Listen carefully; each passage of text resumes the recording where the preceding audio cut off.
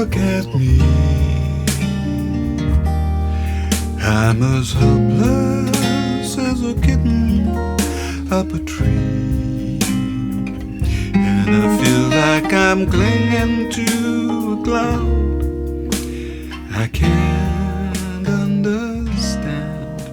This might be my favourite jazz ballad of all, and if I'm ever doing a gig on alto saxophone, I'll always try and include this in the set list if I can. It has lots of opportunities for storytelling for the improvising musician, nooks and crannies and twists and turns of the harmony and melody too. It's a joy to play.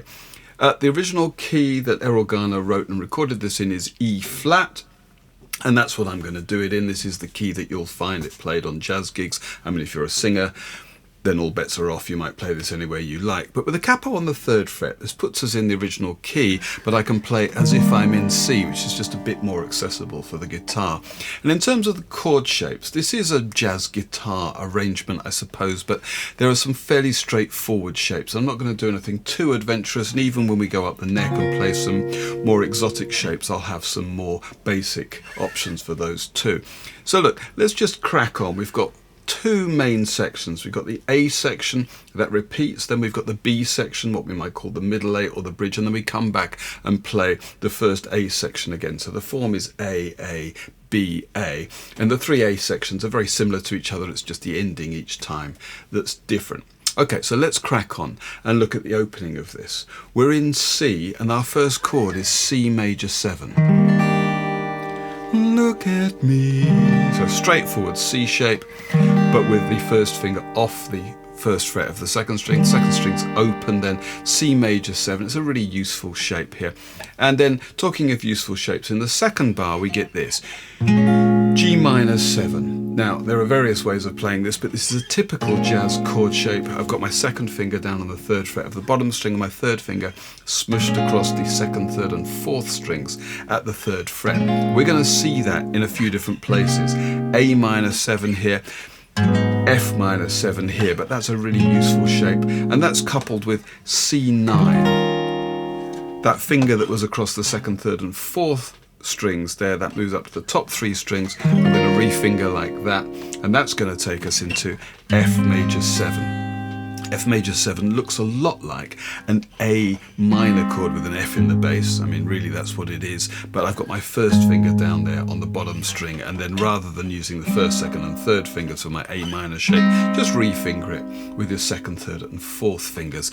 Add that F there in the bass, and that's that. Okay, so the very first little bit. Look at me, I'm as helpless as a kitten up a tree. Okay, this isn't the easiest song to sing, so I'm just going to pitch my note. And I feel like I'm...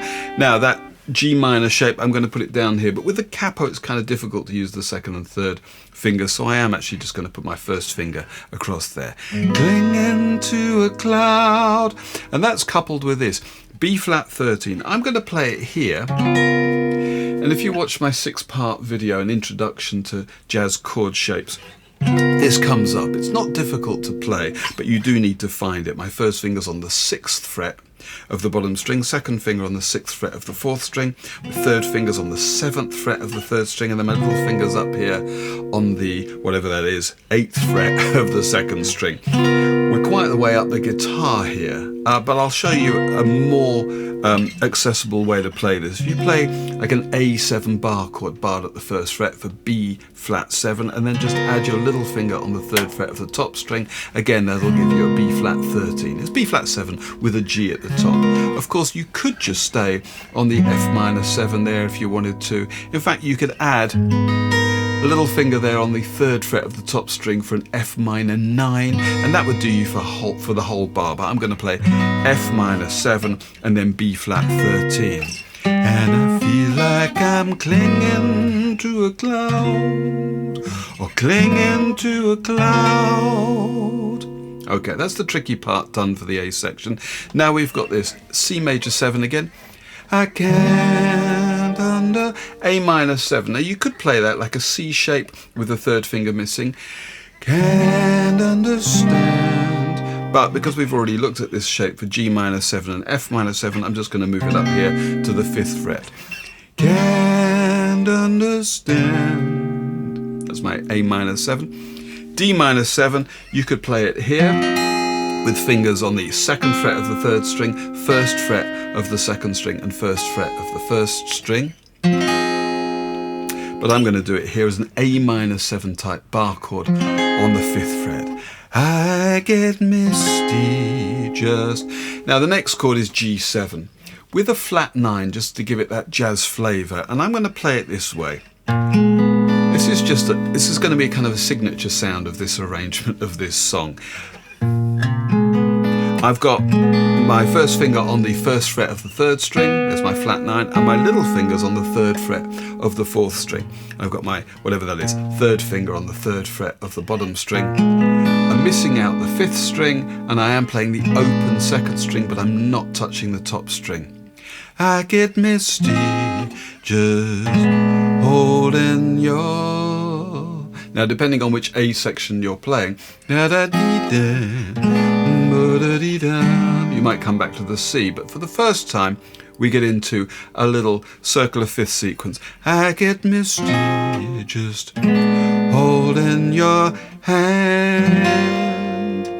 E minor 7, A7, D minor 7 again, and then our G7 flat 9. Okay, so let's just have the first 8 bars. Look at me, I'm as helpless as a kitten up a tree, and I feel like I'm clinging to a cloud. Or there, I can't understand. I get misty just holding your hand.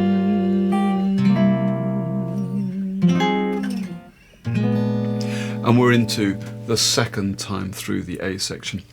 The only difference in the 2nd time, I get misty just holding your hand. The lyric's different. When we get to a C chord, I'm going to play C6 there, just because that's what I fancy, then B flat 6. Okay, I'm going to use a different shape for that. I've got my 1st finger on the 1st fret of the 5th string, and then my 3rd finger's all the way across the top 4 strings at the 3rd fret for a B flat 6, and then back to this C6. Of course, I could play the C6 here and then come down to the B flat 6 and back again. But either way, let's have the whole of the 2nd time through the first 8 bars. Walk my way. Here's 1,000 violins begin to play, or it might be the sound of your hello, that music I hear. I get misty the moment you're near.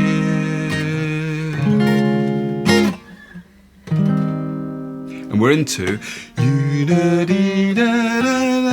the B section, so let's look at that now.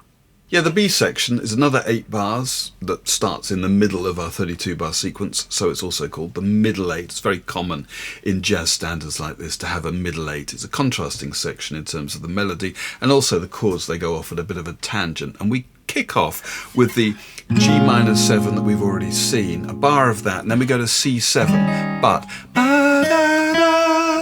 we get a D flat in the melody. That's the 2nd fret of the 2nd string. So you could just play C7 and then move that 1st finger up there. But if you're going to commit to this chord, it's more usual to play that way. I find it easier to use 4 separate fingers, or else bar across. Bar across at the 2nd fret, then either use the 3rd and 4th fingers or the 2nd and 3rd fingers. I mean, I'll leave it to you to find the way that works best for you. Anyway, we get this.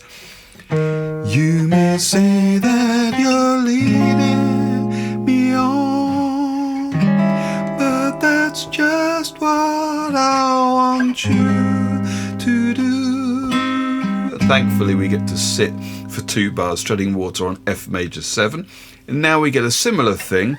Do, do, do, do, do, do. We kind of change key temporarily here. We've got an F sharp minor chord, but with a B in the melody. And I'm going to play that because, as you can hear, it's getting quite high for me. I really want to support my voice with a melody on the guitar.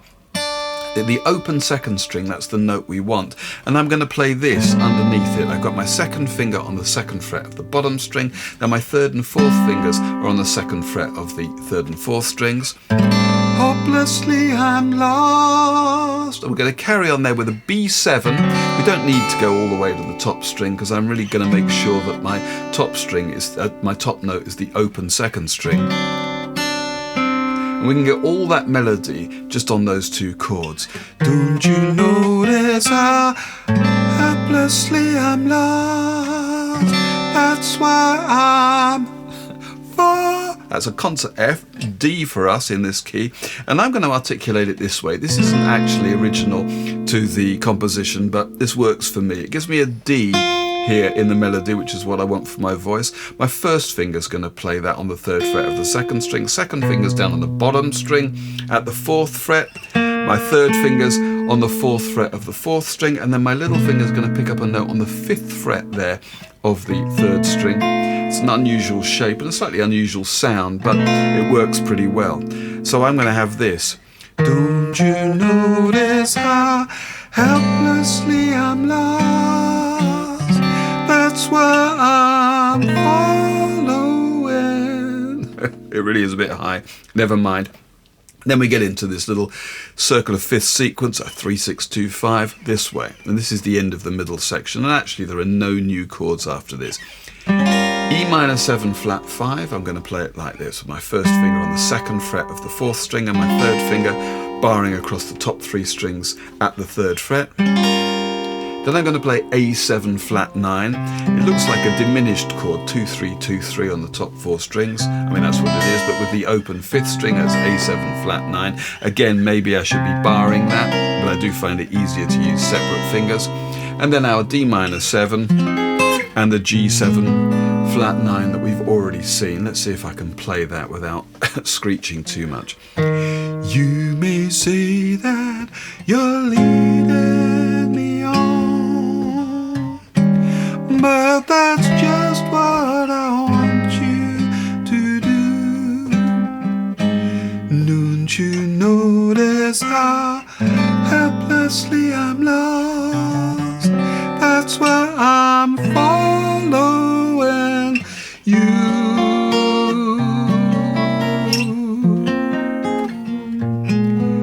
On my own. And we're into the final 8 bars. For the final 8 bars, I'm actually not going to do anything new. I'm going to end the song the same way as I finished the second A section with C6, B flat 6 and back to C6 to finish us off. As I said before, if you wanted to play B flat 6 up a couple of frets, well that is C6, so you could just switch positions like that. I prefer the two different voicings I get from the two different shapes though, so I'm just going to do it that way. The backing track for this video is the whole 32 bar form twice through, but I've also tacked on a little intro at the beginning. It's just 2 bars that's the same as the last 2 bars of the B section. E minor 7 flat 5 for 2 beats to A7 flat 9, then D minor 7 and G7 flat 9 to kick us off. And once I've played that through, then I'll let the backing track run on its own so you can play the whole thing exactly as you want to do it. Yeah, that's it. Thanks very much for watching. And if you wanted to get yourself a copy of the sheet music, you'll do us both a favour. It's very clearly and accurately laid out. And of course, it reflects exactly what we've done here. But otherwise, thanks for watching and hopefully see you on the next one. 1, 2, 3, 4.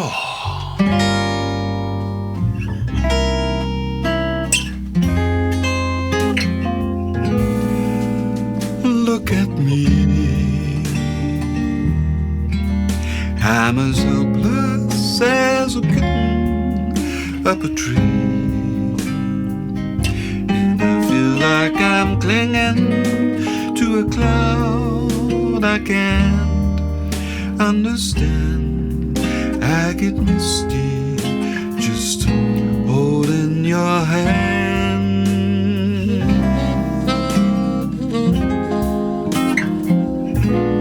Walk my way,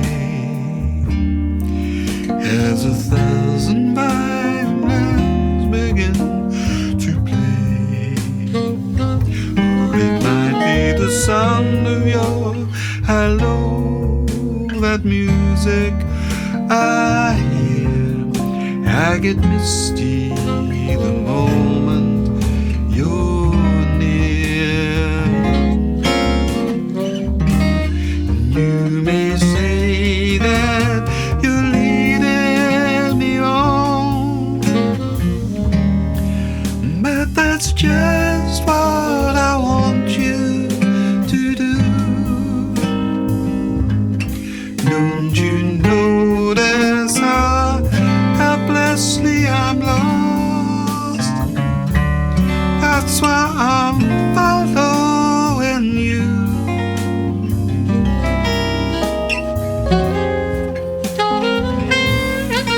On my own, would I wander through this wonderland alone, never knowing my right foot from my left, my hand from my glove? I get misty, too much in love.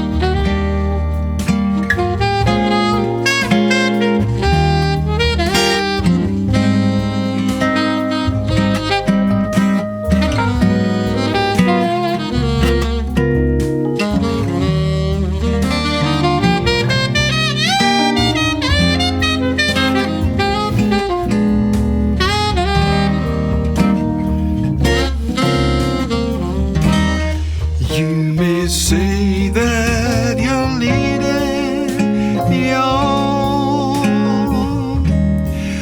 but that's just what I want you to do. Don't you notice how helplessly I'm lost? That's why I'm following you.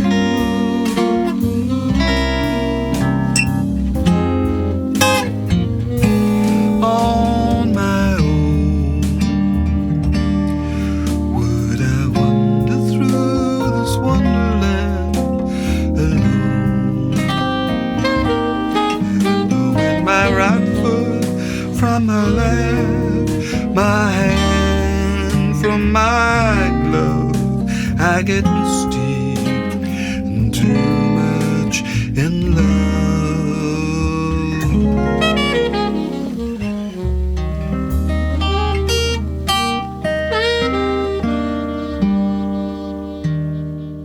And that's it.